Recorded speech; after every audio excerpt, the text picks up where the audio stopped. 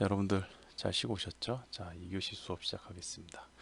2교시에는 우리가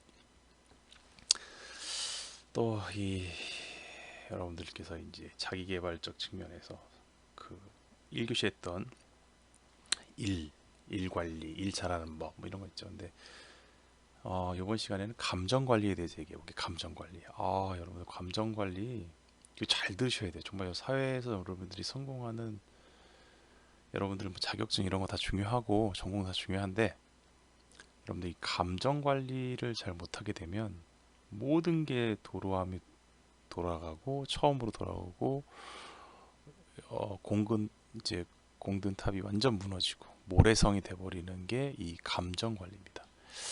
감정 관리 쉬운 사람도 있다고 생각하겠지만 감정 관리는 우리가 모든 게 통제가 돼야 되고 그래요. 그래서 일단 여러 가지 사례와 내용들이 많기 때문에 잘 보죠. 여러분들 이 조직에서 성과를 향상하고 개인의 능력을 향상하기 위해서는 감정 관리가 기본인 세상이 됐어요.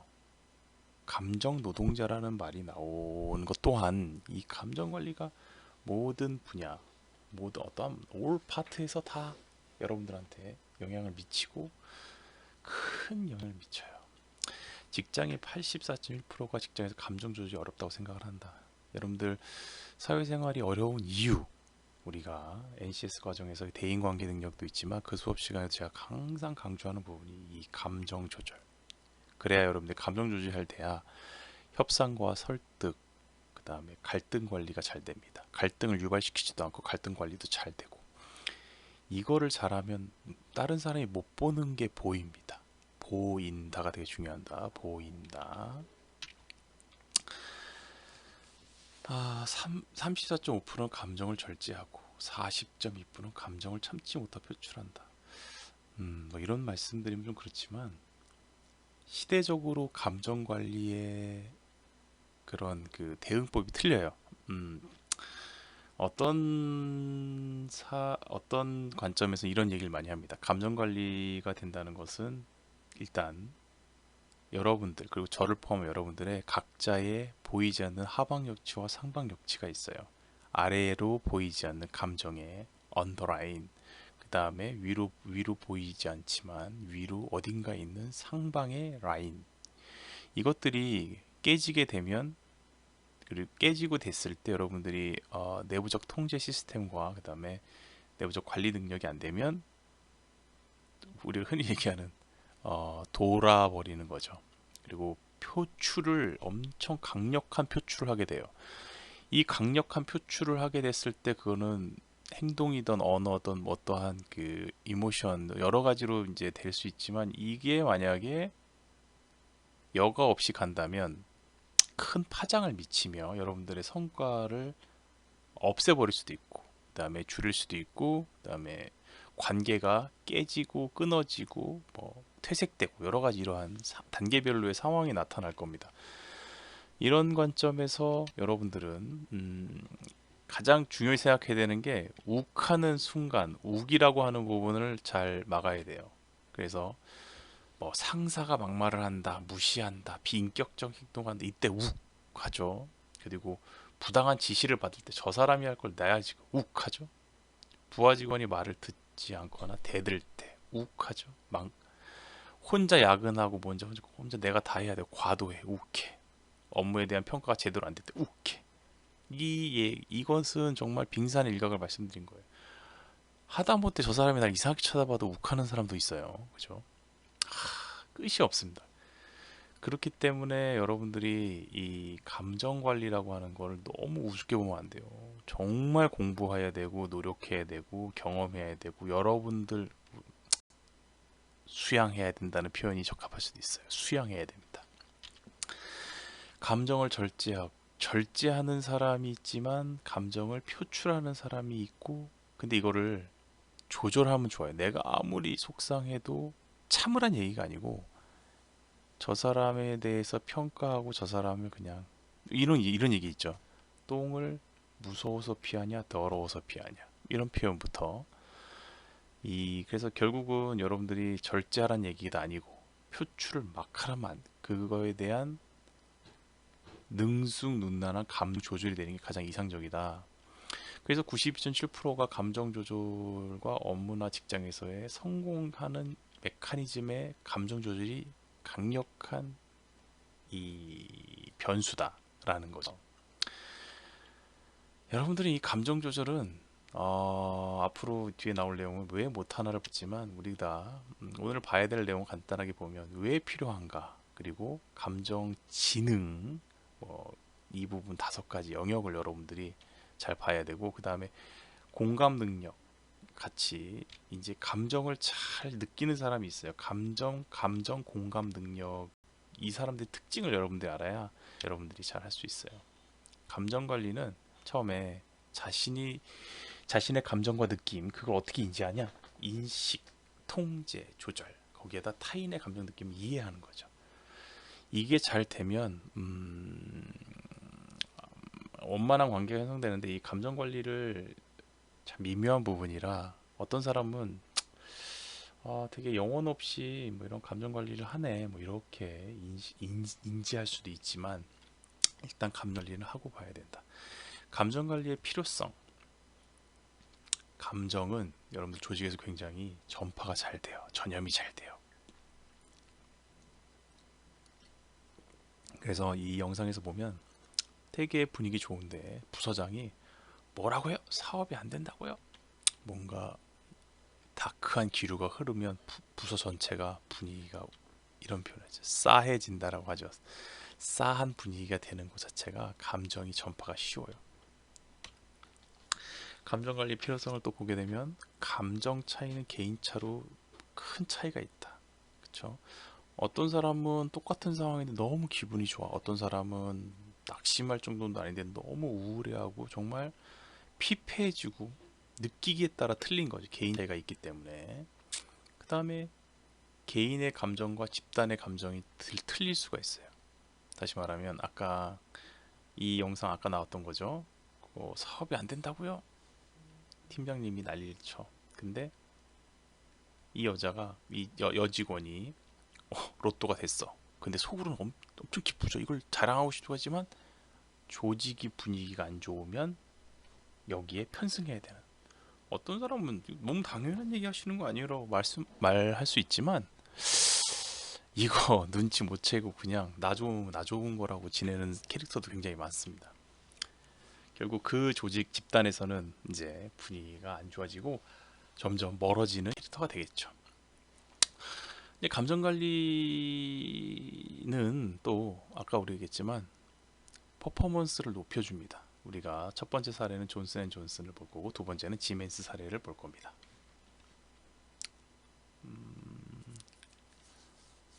네, 존슨앤존슨 그 감정 능력 검사 지표 ECI 평가 실시 결과, 타고난 리더들은 ECI 중에 한 가지 이상의 리더십 역량을 보유하고 있어요. 그리고 역량이 거의 없는 그냥 보통 수준의 리더들은 이게 특별히 튀기는, 이제 점수가 막 튀기는 점수가 특별히 없어요. 그래서 감성 지능, 타고난 리더 집단만의 특징이라는 거지. 그러니까 이 ECI 이 검사 지표에서 뭔가 어떤 부분의 리더십에 딱 영향을 주는 그거 있으면, 이 사람들은 뭔가 아랫사람, 그러니까 그 팀원들과의 관계와 그 다음에 여기서 감정 조종과의 감정의 관점을 이용해서 퍼포먼스를 좋게 만들 수 있다라는 거죠. 자, 지멘스 사례를 볼까요? 지멘스 사례를 보면 판매 수익 성장률이 상위 10에서 15%의 스타급 리더들은 그렇지 않은 평균 수준의 리더하고 감성적 역량의 차이가 뚜렷하다는 거지. 이건 저는 정말 전 당연한 얘기라고 해요. 생각해요. 감정과 감성적 역량이 뛰어나고, 그 다음에 이것은 뭐냐면, 이러한 리더는 상대방 역지사지, 상대방 배려, 그 다음에 뭔가 공유를 하지만 이 갈등을 야기시키지 않으면서 분위기를 만들고, 그 생태계와 그 다음에 뭔가 감성적으로 동기부여와 퍼포먼스를 이끌어내는 여러 가지를 이제 부드럽게 보이지 않으면서 공기와 같은 거죠. 이렇게 이 조직을 이끌어가는 이제 스타일들이 많습니다. 감성적 역량 리더십 프로그램과 결국 이 툴을 평균 수준 성과를 보이는 관리자들한테 접목을 시키게 되면 능력이 향상이 되고 판매 수익률이 증가한다는 거죠. 되게 어려운 거예요. 이 감정 관리, 감정 컨트롤, 그 다음에 이 감성적 역량을 장착하는 거, 영접하는 거, 이거 어렵습니다. 그러나 여러분들은 꼭 이것을 이루어내서 퍼포먼스를 조직에서 인정받고, 그 다음에 이게 되면 가족과 모든 사회적 네트워크와 사람과의 갈등이 최소로 줄일 수 있으며 더 관계가 좋아질 확률이 높아집니다. 자, 그래서 우리가 감정 관리 능력을 향상시키는 방법을 보게 되면 참기 어려운 감정이 솟아날 때, 막 속이 끓고 막 나랑 관점이 틀려서 미치겠지만 그 감정을 글로 표현하라. 글로 표현하면 정확하고 절제된 감정이 나타난다. 그죠? 내가 과연 이 울분과 나의 이 분노가 치밀어 오르는 이 조절이 안 되는 이 상황이 과연 뭘까? 글로 써보라는 거죠. 행동과 말은 사라지지만 글은 남는다. 감정이 바로 튀어나오는 말은 험하지만 글은 쉽게 험하게 나오지 않는다는 거죠. 이걸 이용한 건데 한번 해보세요. 여러분들한테 큰 도움이 될 수 있어요. 그 다음에 감정 표현 단어를 많이 가져보라는 거죠. 감정 표현 단어가 많아질수록 그 감정을 정확하게 표현할 수 있다라고 하는 부분이 있습니다. 그래서 필리핀 이제 타자데이 부족, 그러니까 뭐냐면 싫어한다, 미워한다 등의 단어가 존재하지 않고 서로 싫어하거나 미워하는 감정을 모른 채 살아간다. 그쵸? 아메리칸 인디언 부족은 거짓말을 뜻하는 단어가 존재하지 않아요. 그쵸? 그 다음에 감정 표현 단어를 많이 가져라. 감정 표현 단어가 많아질수록 감정을 정확하게 표현할 수 있다는 거죠. 말은 개인의 사고방식, 느낌, 경험들을 바꾸고, 그 다음에 어휘력이 풍부한 거, 어휘력이 부족한 게 이제 이런 거지. 어휘력이 풍부한 건 자신의 경험을 여러 가지 색으로 표현할 수 있는 거고, 이제 어휘력이 부족한 것은 감정이 빈곤하다는 겁니다. 이런 부분. 그 다음에 긍정적인 표현을 많이 사용하라는 거죠. 자신의 느낌을 긍정으로 정의할 수 있도록 하고 긍정적 감정이 더 많아지게 된다는 거를 좀 잘 이제 이용하면 여러분들이 감정 관리가 더 좋아진다는 거죠. 그러니까 표현이 긍정적이면 여러분들의 생각과 이런 감정 관리가 긍정적으로 가는 거죠. 그죠? 시간이 이렇게 됐네. 빨리 제 시간에 못 하겠네. 망했네. 막 부정적 표현도 있지만 아직 그래도 몇 분 여유가 있네. 그래 난 할 수 있으니까 빨리 준비해서 빨리 끝낼 수 있어. 지금이라도 한 게 다행이지 뭐. 긍정적 관점. 아까 이제 그 감정 지능의 정의를 간단하게 보면 사람의 감정과 느낌을 인식, 통제, 조절하는 것과 관련된 능력을 얘기해요. 사람의 감정과 느낌을 이제 내가 정확히 알고 통제하고 조절하는 그 능력이 감정 지능인데,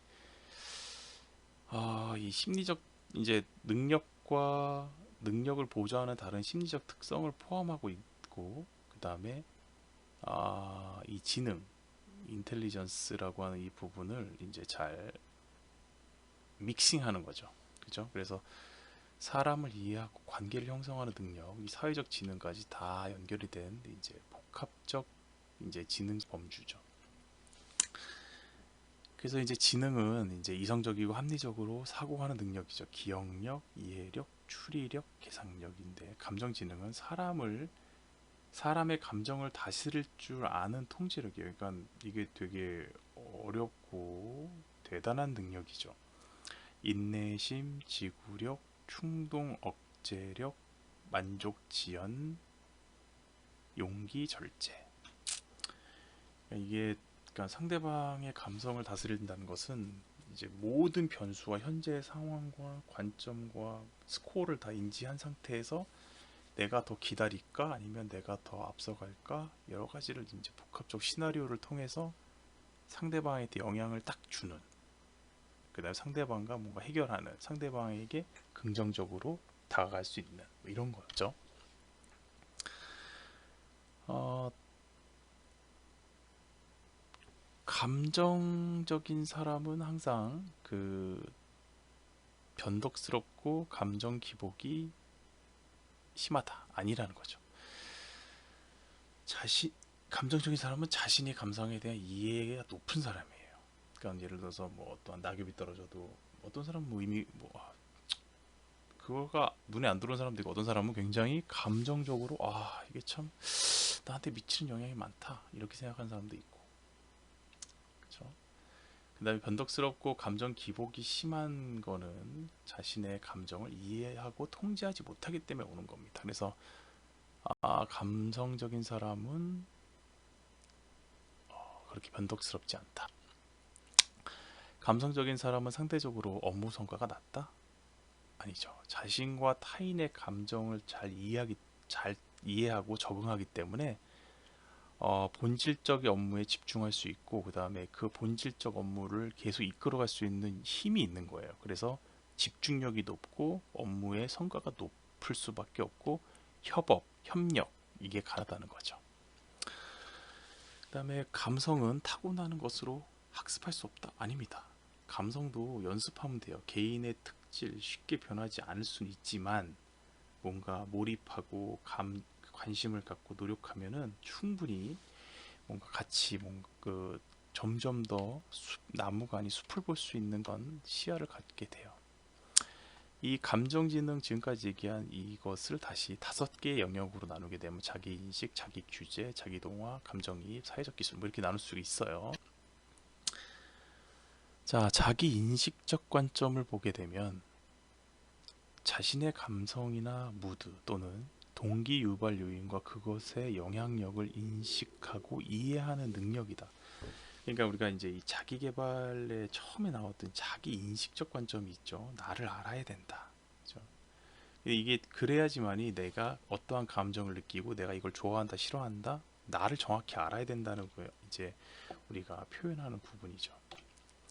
자기 규제, 부정적인 충동이나 무드를 통제하고 방향을 수정하는 능력이 있다. 이 부분은 이제 그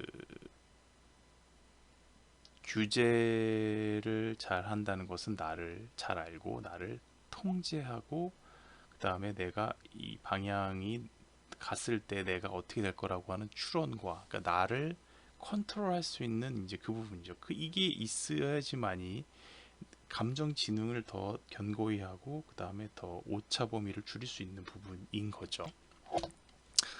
자기 동화. 이제 자기 동화라고 하는 것은 돈이나 지위를 넘어 자신의 내적인 이유로 일하려는 열정, 에너지와 지속성을 가지고 목표를 추구하는 성향이 있다.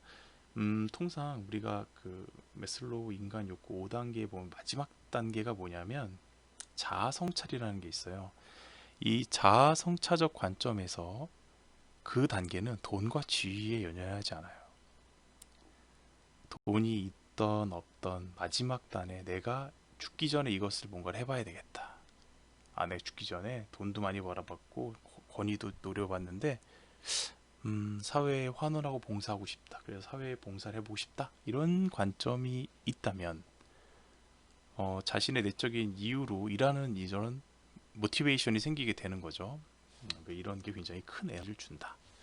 그 다음에 감정이입. 타인의 감정을 이해하고 상대의 정서적 반응에 따라 적절히 다루는 능력. 이게 뭐냐? 그 타인의 감정을 이해하려고 하는 이게 관점이 굉장히 넓어진 거예요. 2단계는 나를 다 알고 나에 대한 컨트롤과 모든 게 다 되며 이제 자아 실현 단계까지 갔고, 그 다음에 남을 생각하는 거예요. 상대방의 역지사지로 가서 상대방의 감정을 이해해 보려고 노력하고, 그 다음에 그 사람에 대해서 감정이 이럴 때 저럴 때 어떤 영향을 줄지를 생각해보고 이런 것들이 좀 달라지는 거죠. 그 다음에 공통의 기반과 탐색, 그 다음에 이제 사회적 기술적 관점에서 라포 형성이라고 하죠. 그러니까 공통의 기반 탐색은 뭔가 사회적으로 통념상 이루어져 있는 이제 그 네트워크와 릴레이션십의 이제 기반에다가 라포라고 라포 그 사람과의 나의 관계, 그 사람과 나와의 보이지 않는 선, 끈 이런 것들을 이제 형성시키는 거죠. 그렇게 하다 보면 네트워크 구축과 관계 관리 능력이 향상이 됩니다. 그래서 이제 그 우리가 감정 관리, 감정 지능적 관점이 지나 이제 그 다음은 이제 세 번째로 감정 공감이라는 게 있어요. 감정 공감의 필요성은 무엇인가? 상대방의 감정 공감이 중요한 이유. 그러니까 이게 이제 나를 알고 상대방을 알 수 있는 기본적인 이제 관점이 성립이 됐다면 상대방의 감정에 너무 치우치지 않고 그 사람을 느껴보려고 하고 진짜 배려해 보려고 하는 그 결론을 도출할 수 있는 거죠. 그래서 타인의 감정에 관심을 가지고 배려해 주는 거예요. 내가 말 한마디 하고 내 행동 한마디가 과연 타인에게 어떻게 영향을 미칠까를 생각하는 거죠. 굉장히 힘든 거예요. 피곤할 수 있어요. 누구는. 근데 이게 여러분들이 기본적 메커니즘으로 들어가게 되면 뭐 괜찮아요. 그래서 타인의 자발적 몰입이 가능하게 되고 동기부여가 가능해져요. 그래서 집단의 성과에 영향을 미칩니다. 이게 진짜 아름다운 결과물들이 나오게 되는 거예요. 감정 공감 능력이 높은 사람의 특징을 우리가 가만히 보게 되면 타인의 말을 자신의 관점이 아니라 타인의 관점에서 이해하려고 해요. 상대방이 제가 싫어하는 단어를 써서 저한테 얘기해도 그걸 내 관점에서 보면 기분 나쁘다 할 수 있지만 그 사람은 저 관점에서의 어, 감정 공감이기 때문에 했을 거다라고 그 사람 관점에서 생각을 하게 되면 악의는 없네. 저 사람이 그냥 저렇게 다른 표현법을 몰라 저렇게 표현했네.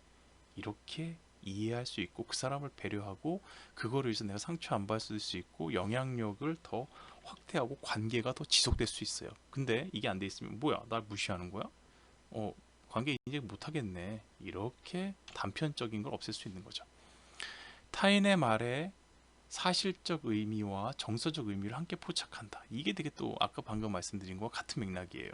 저 사람이 나한테 어떠한 팩트를 얘기했는데 그게 사실적 의미일 수도 있지만 거기에는 저 사람의 정서와 감정이 녹아서 그 사람만의 색깔과 냄새와 모든 게 포함이 돼서 나한테 전달이 됐을 것이다를 한 번 더 분석을 하게 된다면 저 사람이 나한테 왜 그런 얘기를 했는지를 명확히 이해할 수 있고 그 또한 내가 정확하게 판단할 수 있고 오류와 오해와 이런 것이 없을 수 있어요. 그 다음에 남자와 여자의 그릇된 기대와 오해. 뭐 여자는 남자와 같은 식으로 생각 않겠지. 여자는 뭐 똑같이 않겠지. 남자와 여자가 다르다고 뭔가 그래요. 이게 그 성별이 달라서 감정을 뭔가 감정과 이 툴이 메칸이 다를 수 있다고 하지만 그래도 우리가 그 성별적 관점까지 아니더라도 그거를 좀 뭐 뺄 수 있으면 또 있을 수도 있을 것 같아요. 그래서 그거는 남자와 여자는 상대방에 대한 그릇된 오해를 가지고 있다라고 항상 말을 하지만 이것도 좀 극복할 수 있다고 봅니다. 그죠? 그 다음에 상사의 언어와 부하의 언어 틀리죠. 그죠? 워크 스마트에 대한 직급의 차이를 보게 되면 높은 임원적 관점에서는 워크 스마트는 높은 성과를 보이는 거를 얘기하는 거고 중간 관리자는 일과 삶의 그쵸, 러비를 얘기하는 걸 수 있고 그 다음에 사원과 대리 팀원의 입장에서는 정시 퇴근을 이제 생각할 수 있는 거죠. 하여튼 그래서 여러분들이 이 감정 관리라는 것도 여러분들이 책을 또 몇 권씩 또 독파를 하고 그 다음에 꼭 사회에서 테스팅하고 연습하고 여러분들 사회에서 더 빠른 시간 내에 여러분들의 그 요 부분 감정 관리 부분을 꼭 마스터하기를 바랍니다. 그래야 사회에서 여러분들이 보다 나은 퍼포먼스와 안전 정확한 이제 결실을 맺을 수 있다고 생각을 합니다. 자, 이것이 수업 듣느라고 수고하셨고 다음 주에 또 뵙겠습니다. 수고하셨습니다.